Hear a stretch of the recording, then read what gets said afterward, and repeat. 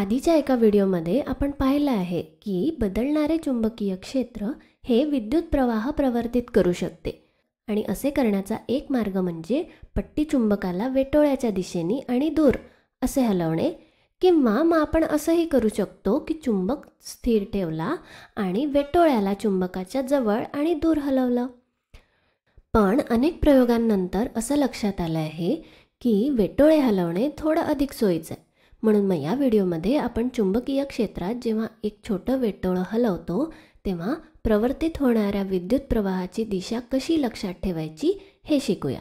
चला तर मग चुंबकाच्या दोन ध्रुवांमुळे तयार झालेले अशा प्रकारचे चुंबकीय क्षेत्र लक्षात घेऊया. हे दोन वेगवेगळ्या चुंबकांचे ध्रुव असू शकतात किंवा मग अशा नाल चुंबकाचे ध्रुवसुद्धा असू शकतात. तर ही अशा प्रकारची रचना करण्याचं कारण असं आहे की जर आपल्याकडे एकच चुंबक असतात तर त्याच्या चुंबकीय बलरेषा वक्र असतात. पण जर आपण अशा प्रकारची मांडणी वापरली तर इथे मध्यभागी तरी आपल्याला एक समान चुंबकीय क्षेत्र मिळू शकतं. जसजसं आपण मध्यभागून दूर जाऊ तिथे तिथे त्या बलरेषा वक्र होत जातात, पण मध्यभागी तरी त्या एकसमान असतात. आता इथे विद्युत प्रवाह कोणत्या दिशेने असेल याचं विश्लेषण करणं सोपं होईल. विद्युत प्रवाह परावर्तित करण्यासाठी आपल्याला एक वेटोळे लागेल, पण वेटोळ्याऐवजी आपण फक्त एक तार घेऊ आणि तिलाच इथे वर आणि खाली हलवूया. आपण या तारेला असं वर खाली हलवल्यानंतर काय होईल, ही तार चुंबकीय क्षेत्राला कापू लागते अशा प्रकारे, आणि जेव्हा ही ती असं करते तेव्हा तारेमधून विद्युत प्रवाह प्रवर्तित होतो. अर्थातच ही तार एका परिपथाचा भाग आहे आणि मग त्या परिपथात गॅल्व्हॅनोमीटर वगैरे सगळं असेल, पण ते आपण इथे दाखवूया नाही. तर आता आपण प्रयोग सुरू करूया. समजा आपण ही तार अशा प्रकारे वर हलवली. आपण तारेला वर हलवतोय तर आपण तिला वर ढकलतोय, त्यावर वरच्या दिशेने बल लावतोय. असं करताना असं लक्षात येतं की या तारेमध्ये तयार झालेला विद्युत प्रवाह हा बाहेरच्या दिशेने आहे, स्क्रीनच्या बाहेरच्या दिशेने असेल. ठीक आहे, अशा प्रकारे. तर विद्युत प्रवाह हा स्क्रीनच्या बाहेरच्या दिशेने आहे. आणि जर आपण या तारेला खाली ढकललं, खालच्या बाजूने बल प्रयुक्त केलं तर विद्युत प्रवाहाची दिशा उलटी होईल. विद्युत प्रवाहाची दिशा चुंबकीय क्षेत्राच्या दिशेवरही अवलंबून आहे. जर आपण चुंबकीय क्षेत्राची दिशा बदलली तरी विद्युत प्रवाहाची दिशा बदलेल. मग आता मोठा प्रश्न असा आहे की हे सगळं लक्षात कसं ठेवायचं. विद्युत प्रवाह बाहेरच्या दिशेने का आहे याची सध्या काळजी नाही करूया. आपण फक्त हे लक्षात कसं ठेवायचं हे बघूया. तर हे लक्षात ठेवण्यासाठी आपण उजव्या हाताच्या जनित्राच्या नियमाचा वापर करू शकतो. यालाच आपण इंग्लिशमध्ये राईट हँड जनरेटर रूल असं म्हणतो. तर आपण इथे काय करू, आपला उजवा हात बघू आणि आपले पहिले 3 बोटं अशा प्रकारे ताणून घेऊ. अंगठा, तर्जनी आणि मधलं बोट.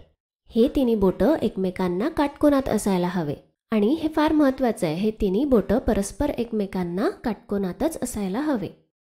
तर मग अंगठा बलाची दिशा दाखवतो, म्हणजे ज्या दिशेने आपण तारेला बल लावतोय ती दिशा दाखवतो. त्यानंतर बी म्हणजे तर्जनी, हे बोट आपल्या चुंबकीय क्षेत्राची दिशा दाखवतं, जी आहे उजवीकडून डावीकडे. आणि चुंबकीय क्षेत्रासाठी आपण बी हे अक्षर वापरतो, लक्षात ठेवा. आणि शेवटी करंट म्हणजे विद्युत प्रवाह हा मधल्या बोटाने दाखवला जातो. आणि जेव्हा आपण या उदाहरणासाठी हाच नियम वापरू तेव्हा आपल्याला लक्षात येईल की हे आपण पाहतोय त्याचप्रमाणे आहे. वरच्या दिशेने बल आहे, डाव्या बाजूनी चुंबकीय क्षेत्र आणि बाहेरच्या दिशेने विद्युत प्रवाह आहे. आता जर का आपण ही तार खालच्या दिशेने ढकलली, म्हणजे त्यावरच्या बलाची दिशा बदलली, उलटी केली, तर आपल्याला माहिती आहे की विद्युत प्रवाहाची दिशासुद्धा उलटी होईल. मग आता उजव्या हाताचा जनित्राचा नियम वापरून आपण याची खात्री करून घेऊ शकतो का. तुमचा उजवा हात वापरून चुंबकीय क्षेत्राची दिशा डावीकडे असायला हवी, अंगठा खालच्या दिशेने असायला हवा आणि मधलं बोट कोणत्या दिशेने जात आहे ते बघा. व्हिडिओ थांबवा आणि स्वतः प्रयत्न करून बघा. चला मग तुम्ही प्रयत्न केला असेल तर ते पहा, असं काहीसं दिसेल. बल खालच्या दिशेने आहे, चुंबकीय क्षेत्र डावीकडे आहे आणि आता विद्युत प्रवाहाकडे पहा. तुमच्या मधल्या बोटाकडे लक्ष द्या, ते स्क्रीनच्या आतल्या दिशेने दिसेल. अगदी आपल्याला इथे मिळालं तशाच प्रमाणे. आता आपण प्रॅक्टिस म्हणून अजून एक प्रश्न सोडवूया. इथे आपल्याकडे जे चुंबकीय क्षेत्र आहे ते स्क्रीनच्या बाहेर येत आहे, म्हणजे बाहेरच्या दिशेने त्याची दिशा आहे आणि जो वाहक आहे, कंडक्टर आहे, तो वरच्या दिशेने आपल्याला हलवायचा आहे. म्हणजे त्यावरचं बल वरच्या दिशेने आहे असं समजूया. तर मग या वाहकामधला विद्युत प्रवाह कोणत्या दिशेने असेल हे तुम्ही सांगू शकता का? व्हिडिओ थांबवा आणि स्वतः करून बघा. चला तर मग आता आपण हे एकत्र सोडवून बघूया. या नियमाचा वापर करून आपला उजवा हात आपण इथे जुळवला तर तो काहीसा असा प्रकारे दिसेल. पहा, तर्जनी हे बोट चुंबकीय क्षेत्राच्या दिशेने दाखवेल आणि अंगठा वाहकाच्या गतीच्या दिशेने म्हणजे बलाच्या दिशेने असेल आणि ज्या दिशेने विद्युत प्रवाह असेल त्या दिशेने आपलं मधलं बोट असेल. हे मधलं बोट उजवीकडची दिशा दाखवत आहे.